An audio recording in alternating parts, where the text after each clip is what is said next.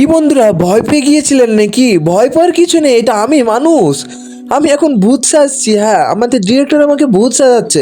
আপনারা হয়তো জানেন না যে আমার একটা বড় ইউটিউব চ্যালেঞ্জ আছে, সেখানে আমরা কমেডি ভিডিও বানাই।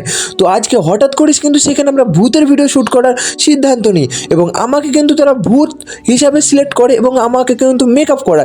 এই যে বাড়িতে দেখতে পাচ্ছ পাউডারগুলো, কিন্তু আমরা সাদা একটা মেকআপ তৈরি করছি, ঠিক আছে? যেটা পাউডার টাইপ মুখে মাখা হবে।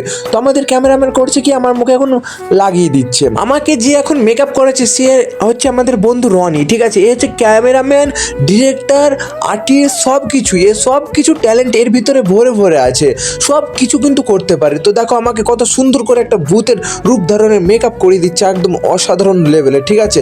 আরে আশেপাশে সব বন্ধুগুলো আমার দিকে তাকাচ্ছে আর মিচকে মিচকে হাসছে, তাদের মনে হয় একটু ভয় ভয় লাগছে। তো তোমাদেরকে দেখা মোটামুটি আমার মেকআপ কমপ্লিট। তারপরে দেখো আমাকে কি লেভেলের ভয়ঙ্কর লাগছে। দেখো ভাই, আমি নিজেকে চিনতে পারছি না, ঠিক আছে? এতটা ভয়ঙ্কর লাগছে। এভাবে যদি রাস্তাঘাটে বেরোয় তো ভাই সবাই হার্ট ফেল করবে।